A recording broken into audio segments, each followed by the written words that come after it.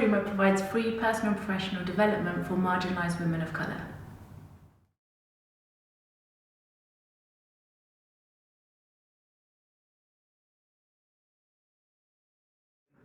Okay, so we have our school programs, which is a leadership program that we developed even before we started Girl Dreamer. That's what we used to do. So we've had this thing for a long time, and at first we ran them, and now we have facilitators that go into different schools on a weekly basis throughout the whole year, and they deliver these leadership programs that works on personal professional development, but for the younger, I think 15, 16-year-olds, so year 10 and 11. So that's one side of what we do, and then the other side is we have adventure sports, which we're using as a tool for social change in the community. And it originally started with longboarding, but now we've set ourselves a mission and like a campaign to get 220 women of colour into adventure sports by 2020, and that's going to be through longboarding, surfing and snowboarding in the UK. So we're actually putting a crowdfunder out next week, and having the community of Birmingham and the UK and the world to try and support and back us in making this mission happen. And then that's also part of other community. So we've done lots of community initiatives over the past few years as well. Self-defense for women, especially since like the hashtag Me Too movement and Time's Up movement that have been out on like social media, and just through like data and statistics of how women don't feel safe or empowered to kind of take charge of a situation where they'd be in a vulnerable state. So we teamed up with like local people that we know have skills in these different areas, and we put on like self-defense workshops for women, so they could learn how to physically stay safe and also mentally as well. And that all encompasses under like different community initiatives that we do, which kind of directly responds to the need that we have in the city. So like it's a lot of building social cohesion, social inclusion, and kind of seeing what young women want. So when we knew that it was something like the self-defense, we responded. When we knew that it was a lack of activities and things to do, longboarding came about. When it was a lack of space, we created Girls Night In, which was like a monthly social meetup for young women in the city. We done loads. We did start-up business workshops that used to run monthly. So we kind of put it out to the audience and we say what things are missing that we can bring, and then we do them. So they forever change, but our leadership program stays as it is, and then the online creation of content and resources stay. So it's that community bit that's flexible.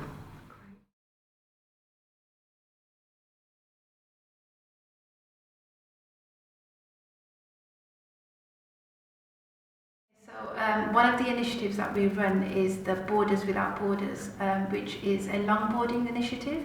And longboarding is a bit like skateboarding, but it's on a longer board. And it started in Hawaii in the 1950s. And we used this sport specifically because I longboard, and I used to longboard in the city by myself. And I found it very lonely, and I wish that there were more girls who would longboard with me. And I checked on Google for forums or any blogs or anything if there's anybody boarding in Birmingham, and I couldn't find anybody. So I had a word with Kiran, and I was like, how about if we made this into an initiative as part of Girl Dreamer? Do you think that women would be interested? And every space was booked. When we had the call out on social media and we said we're trying to put this initiative together, is there anybody who would be interested? Every single woman signed up, and then since then we've had such popularity with it through different news platforms, magazines, blogs, people who have featured us, and it's been going really well. And that's why we've now launched the 2020 mission as well, because we're getting a lot of response from women and from brands as well that would like to see more of this happen for women of colour. And I think that's just a general point on when you're starting out. Sometimes like when you're testing new ideas, sometimes one will just completely take off in a direction that you didn't even like plan it to. So a lot of people now know us, if they introduce a Girl Dreamer now, see the longboarding thing, and they'll be like, oh, you're the ones who did that, and the association becomes around just this one project.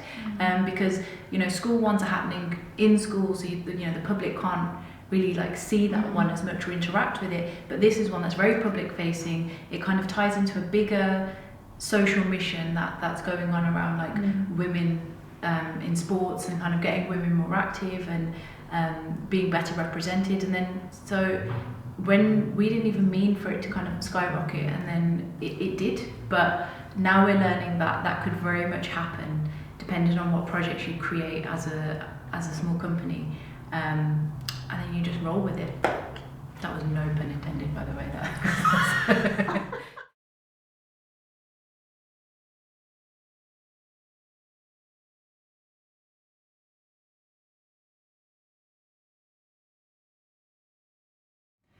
I think what inspired me was my own personal journey through school. I used to have a mentor in school who would just sit next to me and help me with the work, and just make sure I was okay. And then when Kiran and I were talking about what kind of legacy we wanted to leave in this world when we were not here anymore, for me personally, it felt like I wanted to create something that would forever keep running, to empower girls and young women to take charge of their lives, and to feel more empowered and confident. And I'd echo that as well. Yeah, the same. I think when I look back at when I was 16, 18, all those transition periods through like school, college, university and work, I always thought there's this lack of support that you essentially need when growing up. And I thought, what would happen if I didn't have it, but I could leave, again, legacy, leave that behind? What difference could that make to the experience of a young woman growing up? So that's why it inspired us to create Girl Dreamer, to be what we couldn't find or see in the world.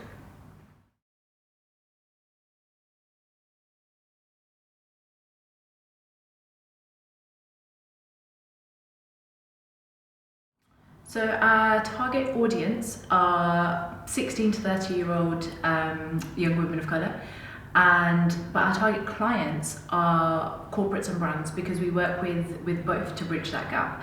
And we reach pretty much everyone through social media. Our entire marketing, our entire outreach is all done through Twitter and Instagram. I would say as well, for the corporates and the brands, it's a lot of word of mouth as well. If we've worked with one, it's quite likely that they would talk about us a lot amongst their networks, and then we'll have them get in touch with us as well. Yeah, so social media is our powerhouse.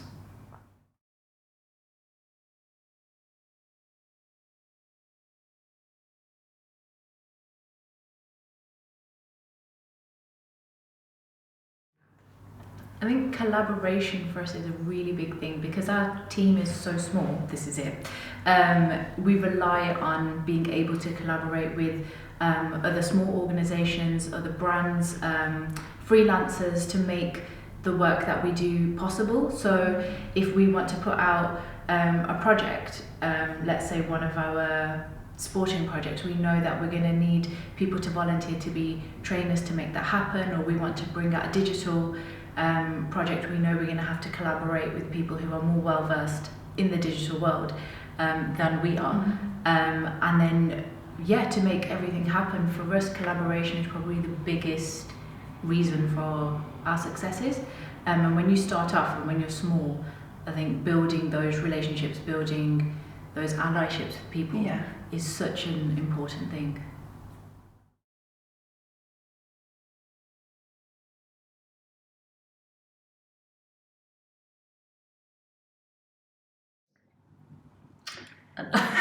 A lot. Yeah, I think we both agree on this one, but I would say it would be the finances and being sustainable.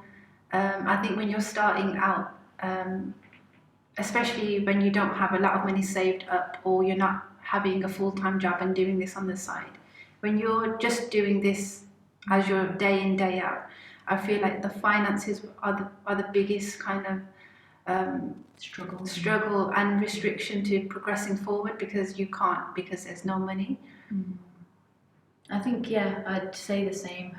That, and I think when you live in smaller cities or not in the capital, that can also present challenges depending on sort of how far and wide you want to go.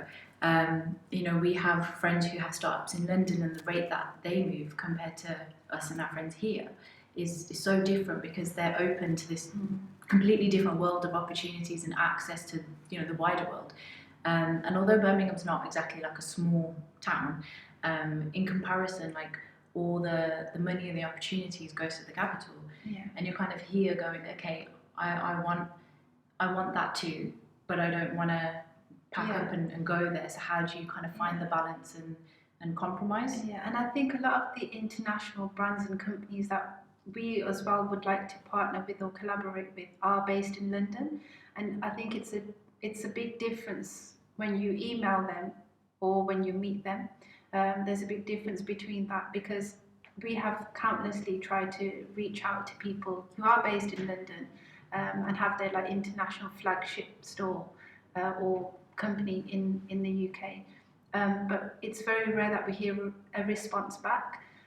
So sometimes, well, majority of the times, we're on a train down to London because we're at events, networking, or like breakfast, or just all sorts of things, trying to get those networks and connections in. But once we do meet those people, they're really happy to have met us. I just think it's difficult to do that in the first place, especially with the price of trains.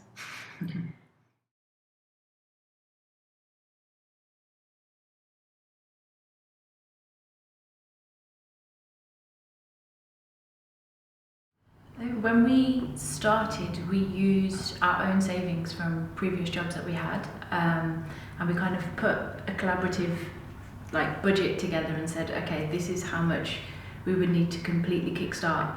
And then I think we went to friends who had already started their social enterprises and said, okay, when you're just starting off, where do you go? And they gave us advice that, okay, these are funds you can have access to now, sort of at this very starting point. So go and apply to them. So we did that, and I think we were able to access small pockets of funding here, there, and everywhere. But it was a slow process because you kind of need to hit a certain financial target before you can apply for bigger ones. You can't get core funding because you need this backing. So when you're in your very first day, we luckily had our own savings and were able to just find a few things to keep us going, and then we had to learn from there how to turn that into more. Yeah, but I would say we didn't get paid for the first 2 years at all. So I think it took a lot of dedication and perseverance, knowing that one day that day will come, and thank God it's here now. But it is a long journey.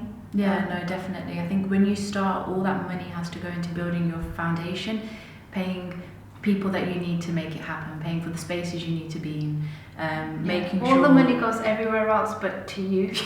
And I think that's a sacrifice that for us that we chose to make, because we believed in the mission of Girl Dreamer and knew that if we do this sacrifice now, it'll be better for us in the long run. And now slowly we're seeing how that's... because after about first year and a half mark, when we started to establish ourselves and people properly knew this is Girl Dreamer and this is their audience and this is what they do, that's when the consultancy started coming in, and companies and brands were like, oh, actually you work with this young generation of women of colour, that's what we're trying to do. They can now see this traction that we built, and then went, oh, could you help us? And that's when we were able to finally kind of turn what we do and who we do it for into something that works for us both. And then we got slightly over the financial hurdle.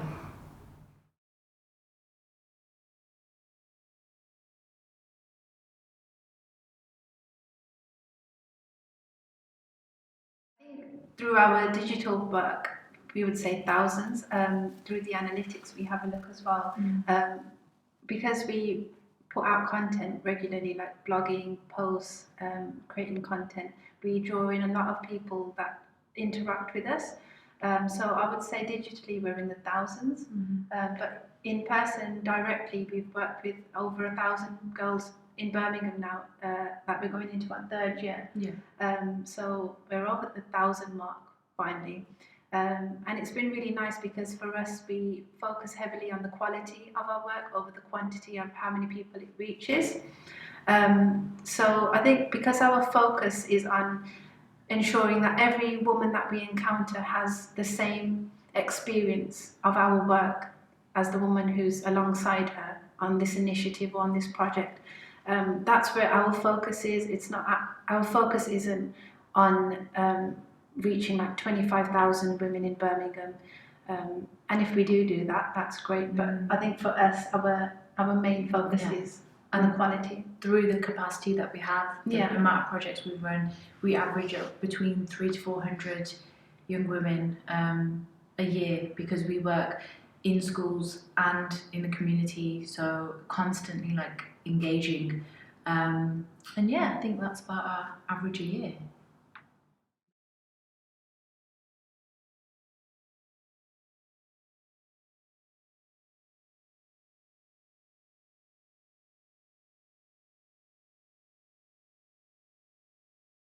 Yeah, so when we started Girl Dreamer, we used to have a merchandise line which included t-shirts, jerseys, hoodies, caps. It was like a clothing line, but it allowed us to make our money, and it allowed us to be sustainable in the early days. And then the more we got involved with projects and initiatives, we paid less attention to the merchandise. So we didn't really focus on using that as a platform to become sustainable. However, this year we've relaunched everything. We've been planning for weeks now, and we're going to relaunch some new designs and a new merchandise line under Girl Dreamer, where women and people all around the world can purchase online.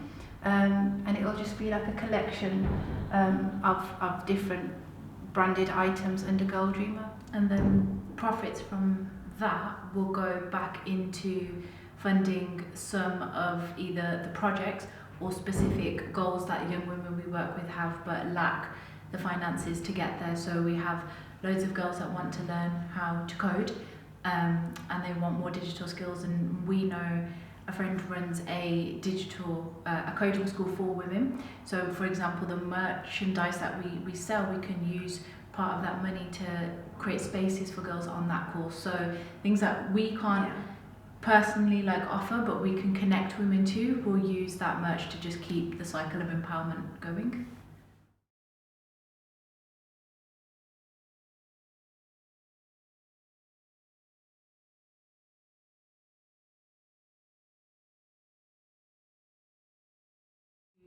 Two things. I think I would say be kind to yourself and take care of yourself. And I think the biggest thing I've learned is when you start something new that you don't have a lot of knowledge or experience on, you tend to kind of seek the people and ask the questions around, okay, so how do I set this up and what steps do I need to take, and all the kind of practical things about how you start a business, how you run, all the kind of financials. But I think the thing that you miss is how all of that journey affects you as a person, emotionally, your mental health, or a lot of you tends to change in that process. And I think if I was to go back now, I would just say to myself, like, take care of myself more, because you give and give and give. When you're on social missions, your whole thing is you want to help people and you want to create change, and you can forget about yourself in the process. You can become really hard on yourself depending on how much you feel like you're failing or succeeding, and all that process takes a toll on you. And the worst thing is if you ever start to lose that passion because you're so tired or exhausted. So I think if people spoke more about how it affects you as a person on this journey, I think that would be so helpful, and I wish I asked more of those questions or seeked that out when I was younger. To know, although it only seems like Girl Dream has been running for a couple of years, this kind of work I've been doing for years and years, and just went for it, didn't kind of seek any support or advice. And yeah, I think that, so not younger self, but younger than this. That's a good one. I would say Based on my experiences, I would say to constantly learn and invest in your learning for yourself. I don't have a degree. I never went to university. I went for 1 week and then I dropped out because I felt like university wasn't for me. It was a requirement and a wish my parents had for me, because they said, you know, you have better marriage proposals if you have a degree, and you know, like, it'll open you up to so many more doors, which for some people it would work and it's great, but I felt like I wasn't that person. So for someone who didn't go through the full education system and gain a degree, I had to constantly learn as I was going along. I've never had any experience in business or non-profits or social enterprises before. So I do find it difficult to kind of always learn, and the older you get, your brain does sometimes slow down. I feel like it's slowing down and I'm still in my 20s. But I'm doing a lot more of it now, but I would say to my younger self, if you know the field or the area of work that you want to be in, always learn about it, always get ahead of the game, always put yourself forward. And the more that you learn and the more that you invest in yourself, it puts you more forward as well in those fields. So when you are amongst your colleagues, because you know more, you have better chances or better prospects as well. And that's the advice I would say I'd give myself, yeah.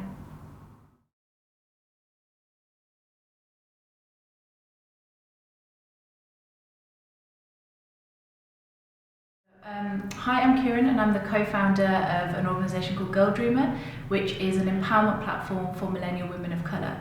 We believe that these young women have so much ambition and so much talent, but they lack the access and the confidence to pursue their goals and dreams. So we come in and try to bridge that gap for them. We provide free personal and professional development skills and training for these young women in order for them to go on to do, be and achieve more. I'd love to know more about the work that you're doing and if our missions align, and somehow we can support each other on this journey of creating a more inclusive and equal world for women. Have a nice day.